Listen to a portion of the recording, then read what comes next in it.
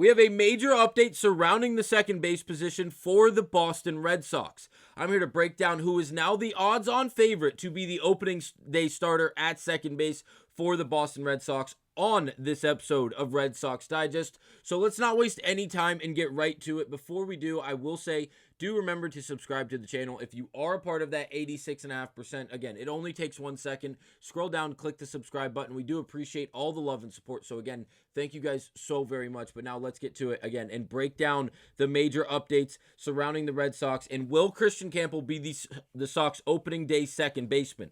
Now, we have a brand new article written by Sean McAdam that suggests he damn well might be. So again, let's get to it. Reporting with Chris Calito in Red Sox roster battles. Kristian Campbell and Aroldis Chapman pull ahead. So again, speaking about Aroldis Chapman, we will discuss that in a full breakdown in the following episode of Red Sox Digest. It's about the closing situation and really the back end of the bullpen and how it's really going to look for the Red Sox as the opening day officially starts and the season continues to go on. But right now we are discussing in my opinion, a much more important battle between the second base position. And the reason I will argue that it is a more substantial and more important situation and battle for a position is because we might be putting a young prospect at the helm to start the season, despite early struggles through spring. So, Chris Calito, as well as Sean McAdam, go on to say and write in this article, for now, though, the tea leaves paint an interesting picture. As things stand as present, top prospect Kristian Campbell remains squarely in the mix to win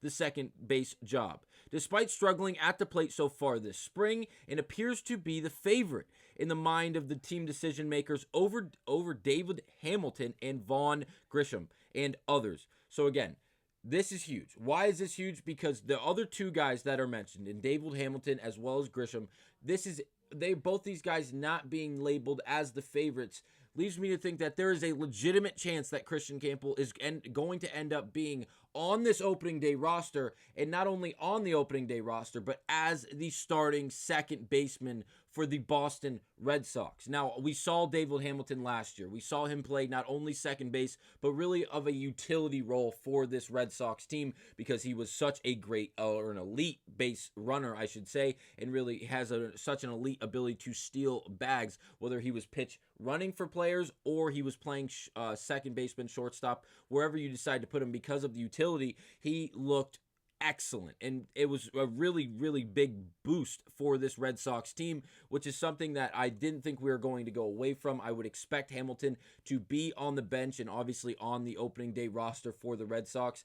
Grissom, it seems like, is going to be demoted to AAA and will be playing for the AAA team until either there is an injury or he proves that he has vastly improved and is ready to take over the role. Now, for Kristian Campbell, obviously, McAdam mentioned, as well as I did, that he's been struggling this spring, and there's no real way around it. If you look at his batting average, he's only hitting 159 in over 35 attempts, or 35 ABs, I should say. His OPS is at 500. It's not a great overall statistical production there is not a great level of overall statistical production offensively coming from Kristian Campbell through this time of spring. Now, again, he's 22 years old. He's a young prospect. We haven't seen a lot of reps on the professional stage, if you will, from him. And if you're assuming that spring would be considered professional level, which I would, because a lot of those guys are starters, at least towards this point of spring, where we do see Kristian Campbell still actively playing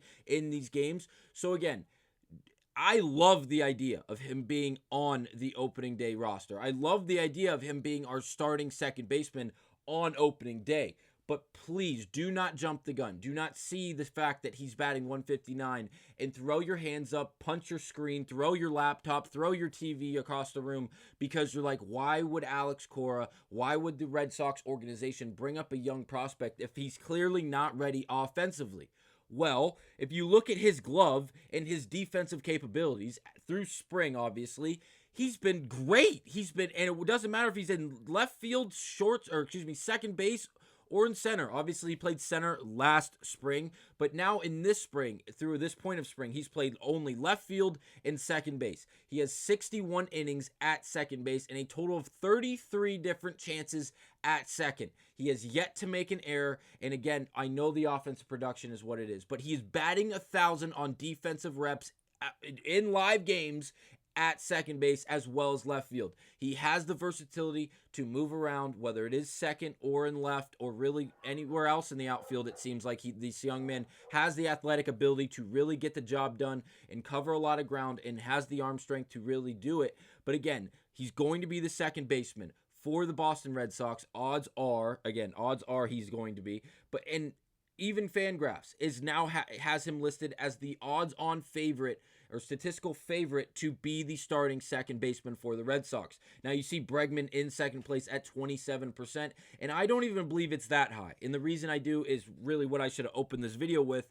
I just know everyone is so tired of the saturated conversation of Alex Bregman and Rafael Devers and what's going on at third and DH. And the reason I bring it up is because nothing has changed. The last time we reported on that story, Bregman was the starting third baseman for the Boston Red Sox because of comments made by Rafael Devers saying that he wants to do whatever it takes to make this team win and better, and I just want to be a part of it. I'm paraphrasing greatly, but you understand what I'm saying. Which everyone in the media, in the media world, in the Red Sox organization, and anyone surrounding the Red Sox took as Devers was compliant and okay with moving to third base, moving from third base to DH, allowing third base to be opened up for another player to take the position, which we wouldn't even take an assumption is Alex Bregman. He's played the last 9 years on the MLB level at third base for a great team. Whether you love them or you hate them, they've been competitive year after year after year after year. And Bregman has been the third baseman year after year after year. And now he's in a different uniform and nothing should change. The defensive capabilities go up. Obviously, the offensive abilities go up because we've added Alex Bregman. Rafael Devers did not go anywhere, as well as the other great pieces that we have on this roster. And again, Devers at DH, Bregman at third allows the second base competition to be a thing. Because if Devers remains at third and Bregman then has to move the second, Grissom, Hamilton, and Campbell don't have a chance to play second unless Bregman has 2 holes in his glove and it plays barehand, basically. Because the man is an elite fielder. He's a great defenseman as well as just a great overall baseball player. No way to argue that. But again, with Devers moving to DH and allowing Bregman to play third base, that opened up the competition fully in full stride for the second base competition, where we've now watched through spring, we've watched players like David Hamilton come out and flat out perform. Obviously, he's not the greatest ball player to ever live. I'm not arguing that. But again, he's hitting 250. That was last season. I apologize. This spring, he's hitting 240, about roughly the same numbers. But again, in 11 hits and 46 ABs, he's scored 9 runs. He's hit 2 home runs. He's hit 6 RBIs, and he has 5 stolen bags. Something very similar numbers to what we expected to see last year and really did see from David Hamilton in the regular season last year. I think Hamilton is never going to leave the bench bearing a start, obviously, on a few random days whenever he has to platoon or whether someone fatigue issues, injuries. Hamilton is going to be in there because of the utility and the versatility that he brings. But for the starting second baseman, obviously we discussed Grissom going to the AAA level because his numbers offensively have resembled a lot thereof of the young prospect in Kristian Campbell's, as again, he's only batting 176 in 34 ABs. It was 6 hits. He has no home runs, and again, only 3 RBIs, and has not stolen any bags. Now, the glove, I don't have the numbers in front of me for Grissom, but it seems like Kristian Campbell has made an excellent appearance at second base in a great introduction, and really just and overall just really set the tone of what to expect from this young man. Obviously, the offensive struggles are there. But again, he's 22. Give him the chance to make an appearance. Give him a chance to gain some experience and really learn from these other guys.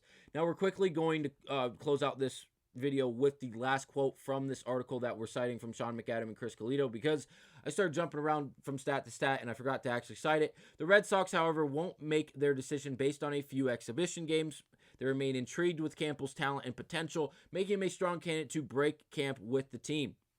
Hamilton would likely be in the mix as a depth option. Grissom seems slated for AAA in Worcester. So again, exactly what we were just discussing, just reconfirming it with a reliable source in Sean McAdam and Chris Colito. So again, very interesting stuff. Let me know down below who you want to see starting at second base for the Boston Red Sox when the season officially starts down in Texas. And I'll see you guys on the next episode of Red Sox Digest.